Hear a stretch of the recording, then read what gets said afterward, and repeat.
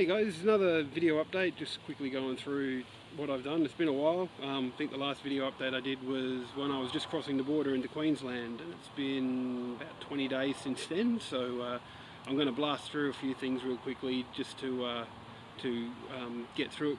Otherwise you'll end up with a 20-minute video and nobody wants to sit through all that boring shit of me just talking.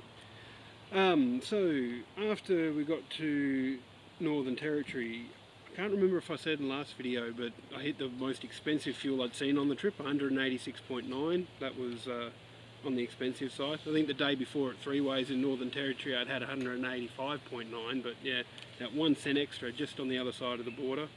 That was not cool. From there went to Mount Isa. I quite like Mount Isa for a mining town. There are worse mining towns out there with not much more in them, but Mount Isa was good.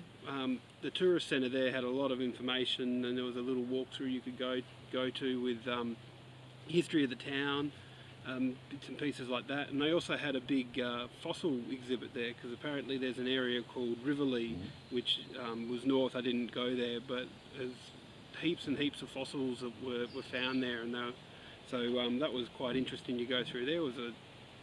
Wasn't all that expensive, and it was like a couple of hour guided tour through there by a volunteer that really knew his stuff, so that was good. The next day at Mount Isa as well, I went through what was called the Hard Times Mine experience, which is basically a purpose-built mine there. It was never an operational mine, but it was there for tourists, because apparently the Mount Isa mines used to run a tour, but somebody broke their leg or something and tried to sue them, so they stopped doing it. And then they built this purpose-built tourist attraction, and you go down in there and you see some of the old tools and whatnot. And yeah, no, it was quite interesting down there. You know, it's so dark, you know, because everybody's dressed up in their overalls and the helmets with the lights on the front too. So that was pretty cool. So after Mount Isa, drove up to Cairns, stopped overnight in a place called Normanton. Wasn't a whole lot there, just sort of a quick stop over. The caravan park was nice though, so that was cool. Yeah, and then got to Cairns. So the first day in Cairns we got in pretty late, so just sort of took it easy. And then I also took the opportunity to get the car serviced, because it was a couple of thousand k's overdue for a service, so got that done. But yeah, just took it fairly easy in Cairns, because after must have been about a week solid of driving every day, it was good to have a bit of a rest. Well, also, one of the days I went over to Green Island, did some snorkeling there. It was really nice. The snorkeling bit I did was a bit extra, but it was worth it. You get out there on the reef, away from the shoreline and most of the people, and yeah, there was some absolutely beautiful fish and coral down there. And then I was only there a couple of days after that, but mainly sort of stayed around the lagoon area they've got there, which is a nice man-made beach, because you know you don't want to swim on the beach there in case the crocs come or the stingers come. Yeah, and just took it easy, lay in the sun for a bit, so that was good then too. So then in Cairns I picked up a couple of travellers, Maggie and Steph, so they're travelling with me now. They're watching me do this, so I better get things right, otherwise they're going to correct me, because they actually know what's going on.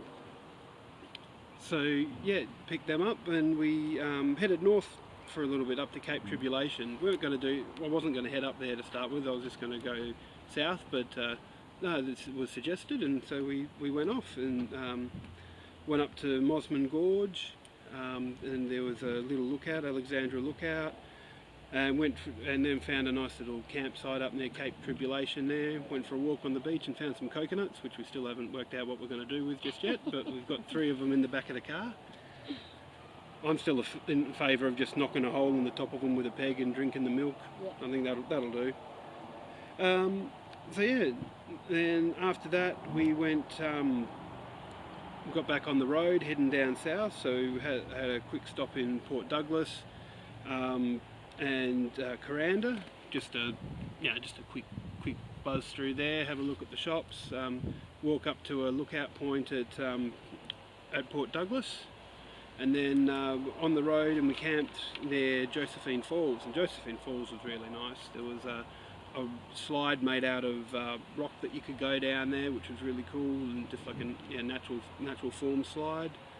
Then we went and saw the Babinda Boulder, which was a nice little walk there, a nice little swimming area. We didn't go for a swim because we went for a swim at Josephine Falls instead. And then up to the waterfall circuit, which was like a group of about 3 different waterfalls there. Was it Alinja, Zilly and Milla. And yeah, they were really quite awesome falls. The Milla one we went for a swim at, even though it was a bit cold. But yeah, and had fun there too. That was the state of origin that night as well, which Queensland lost, and being in Queensland there wasn't a lot of happy faces, but yeah, that's alright. After that we went on, continued on our way, seen lots of waterfalls up in North Queensland there. Hit up the Murray Falls, and then there was, near Cardwell, there was a loop of 3 little things to see. There was Attia Creek Falls, Dead Horse Pool, and Cardwell Spa. Cardwell Spa was this nice beautiful blue colour. I'm not quite sure where I got the colour from. I think I heard someone say iron, because there was a picture posted on Facebook and someone said there might have been iron content in the water, but whatever it was a beautiful sort of aqua blue colour there. And then continued on and went to Wallerman Falls as well. That was just a quick one because the long drive up the top and it was starting to get dark. There was a 4K trek down to the bottom of the falls where you could go for a swim, but yeah, it was like 5 o'clock at night, so it was a little bit too late to go and do that. Then next day we drove down to Townsville. So Townsville, on the drive up to Wallerman Falls, unfortunately had a stone fall on the car and put a nice big crack in it, so I had the windscreen replaced in Townsville. Then we went up to Castle Hill, which was a big, like a 250 metre high lookout in the middle of Townsville, which gave you a really good view of everything around the area, which was awesome. We also happened to land there at the anniversary of the Mabo Day, they were calling it, so the anniversary of the Mabo decision giving the Aboriginals land on it, so there was a lot going on in the city about that, lots of Aboriginal dances, and there was even a concert going on one day as well, so we got to go and watch that. There was a couple of X Factor people, what was it, Big T and Rochelle Pitt, which I'd never heard of before, but John Butler was playing there. Didn't quite stick around long enough to see John Butler, but yeah, that was a nice stay, sitting in the sun and just listen to some music. We also went over to Magnetic Island. Got the 6:30 ferry across, which was obscenely early, but you know, want to spend a full day there, so that was worth it. There was a fort walk, which was an old World War II fort that apparently only ever had 1 shot fired in anger, and that's because it was a US boat that didn't announce itself.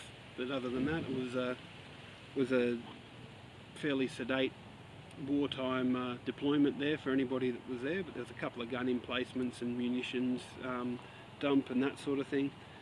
Then we went to a wildlife sanctuary, and this is where the girls were excited because it was get to hold a lot of different animals. There was black cockatoo, climbed onto your arm, lots of lizards like bearded dragons, bobtail, blue tongue lizard, even a little salty crocodile. He was only about this big, but you know, could still say you held a saltwater crocodile. There was a coastal python as well, and I think the highlight of the day must have been the koala that the girls got to hold, so they were very excited about that. Then in the afternoon went and had lunch at Horseshoe Bay and a quick walk over to Balding Bay as well, which we later found out was a nudist beach as well. We didn't go nude, but yeah, there was a couple of people that did, but there you go. Yeah, after that, where'd we go? Yeah, and then we're in Airlie Beach. I keep wanting to call it Airlie Beach, but it's Airlie Beach. We got in here yesterday, so yeah, just went out to, we spent a bit of time in town just trying to suss out, going on over to the Whitsundays, which we booked a tour for tomorrow for. We're going to go over to Whitehaven Beach and go over there where the sand's supposed to be like 99% silica, and then up to, there's a couple of snorkeling spots as well. So yeah, so that's where we're up to at the moment. So that's just a quick little update, and yeah, we'll see you next time.